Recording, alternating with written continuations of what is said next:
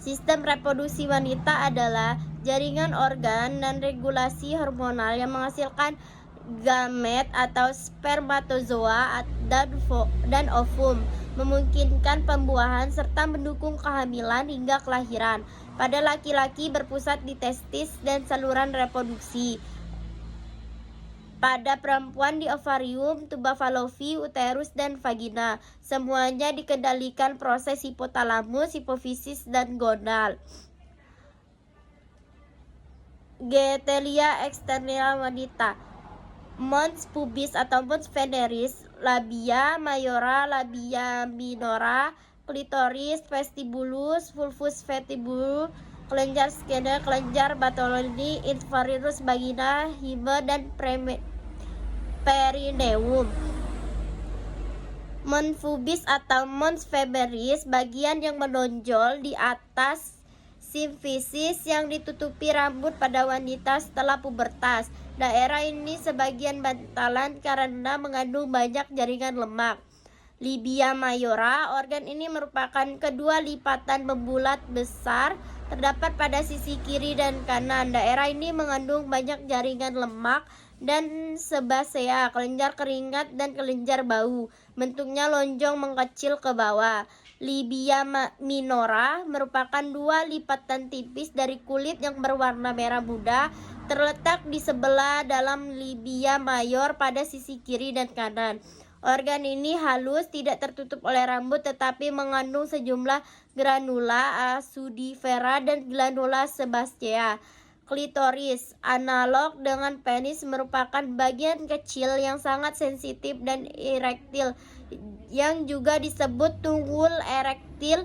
Besarnya kira-kira sebesar kacang hijau, banyak pembuluh darah dan saraf, serta ditutupi oleh peritoneum clitoridis. Vestibulum, organ ini berbentuk lonjong mengecil ke bawah.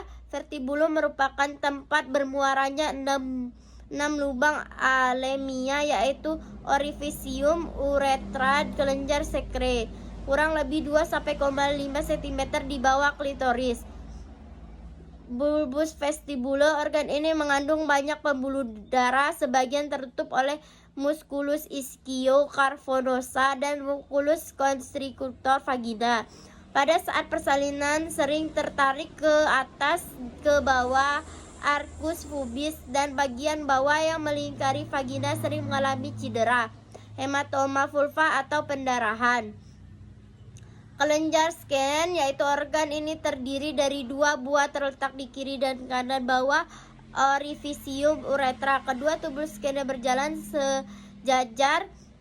sejajar uretra sepanjang kurang lebih 6 mm dan bermuara kedua sisi orificium uretra atau oticium uretra internal. Kelenjar Bartolini terdiri atas 2 buah terletak di antara vagina, yaitu pada ligamentum triangulae, dan bermuara di kiri dan kanan dekat fossa naviculare. Introitus vagina dan hymen. Introitus vagina menepati 2/3 bagian bawah vestibulum, ditutupi oleh labia minora. Pada virgon ditutupi hymen. Hymen merupakan satu membran tipis berlubang yang dapat dilalui oleh darah saat menstruasi. Perineum terletak di antara vestibulum dengan anus. Organ ini memiliki konsistensi dari kaku sampai elastis. Rata-rata panjang perineum adalah 4 cm. Vagina, organ ini merupakan saluran penghubung dari intertutus vagina ke uterus. Epitel vagina bersekresi untuk menjaga kelembapan vagina.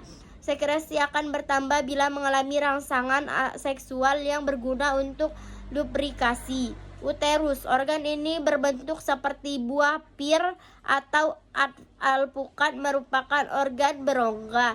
Terdiri dari cervix uteri atau column uteri dan corpus uteri. Tuba uterina, yang terdapat 2 buah tuba kiri dan kanan. Masing-masing tuba berasal dari column uteri, berjalan ke 2 sisi ending pelvis, kemudian membengkok ke bawah dan ke belakang sebelum mencapai dinding lateral pelvis. Ovarium merupakan organ yang kecil berbentuk seperti buah kenari, berwarna putih dan permukaannya bergerigi.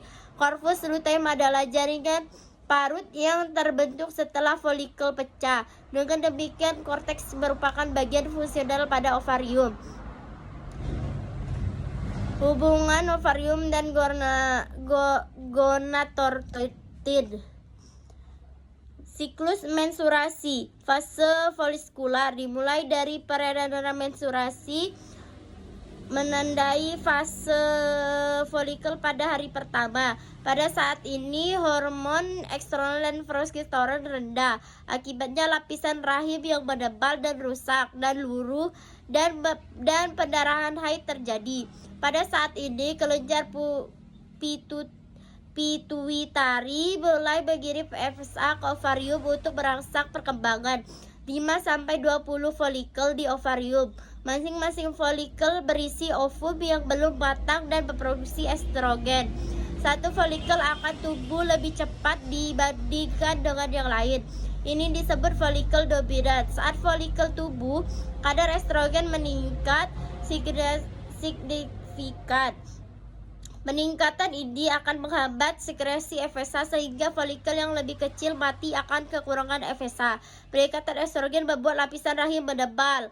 Fase ovulasi ditandai adanya peningkatan hormon LH sehingga salah satu folikel yang menonjol untuk terbuka dan melepaskan ovum menuju tuba falopi yang memulai perjalanan menuju rahim.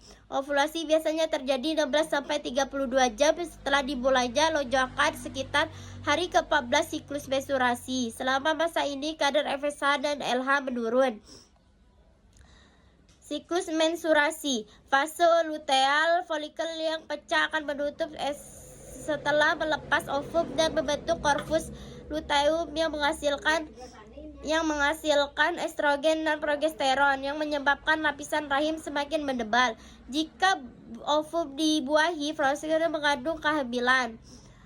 Jika tidak terjadi pembuahan, korpus luteum akan rusak antara 9-11 hari setelah ovulasi.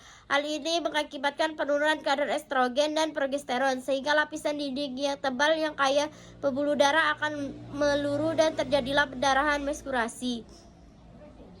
Panggul dibagi menjadi panggul mayor berfungsi menyangga atau menutupi isi perut dan panggul minor berfungsi untuk wadah dan tempat melekatnya organ genitalia. Payudara secara makroskopis terdiri dari puting, ornella, dan badan korpus payudara, sedangkan secara mikroskopis terdiri dari satu kesatuan fungsional yaitu sel-sel acini, ductus sulcus, dan ductus. Payudara produksi ASI pada DBF atau menyusui langsung dimulai sejak bayi pertama kali mulai menghisap. Hisapan ini merangsang pengeluaran hormon prolaktin dan hormon oksitosin. Prolaktin dan oksitosin saling bekerja sama dalam proses menyusui. Jika salah satu hormon tidak ada, maka dalam proses menyusui terhambat. Menyusui langsung merupakan pengosongan payudara. Anatomi fisiologi sistem produksi pria. Sistem reproduksi pria atau genitalia eksternal dan genitalia internal. Sistem reproduksi pria ini dipengaruhi oleh dan dikendalikan oleh sistem saraf. Organ genitalia eksternal pria, penis yang akan ureter sebelum berisi testis, epidermis, dan sebagian vas deferens. Penis dilalui oleh sebagian dari uretra yang bekerja sebagai jalannya sperma maupun untuk ekstraksi urin. Ereksi penis penting apabila berhubungan seks terjadi dan hanya terjadi dalam reaksinya terhadap rangsangan seksual.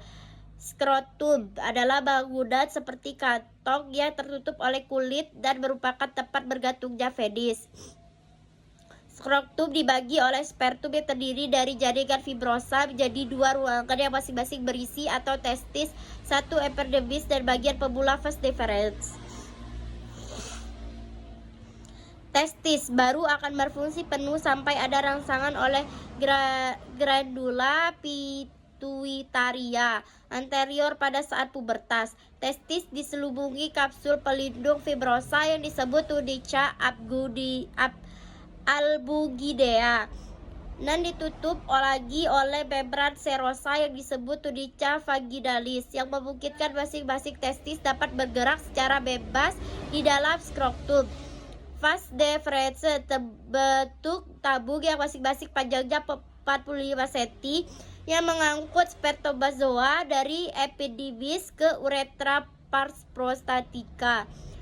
Vesica seminalis merupakan kantong-kantong kecil yang berbentuk tidak teratur, panjangnya 5 cm dan terletak di antara dasar vesikal urinaria dan rektum. Fungsi vesikula seminalis adalah mensurasi cairan kental berwarna kekuningan yang ditambahkan pada sperma untuk membentuk cairan seminal. Ductus ejaculatorius dibentuk dari persatuan vas deferens dengan ductus seminalis. Ductus ejaculatorius berjalan meliputi prostata dan bertemu dengan uretra.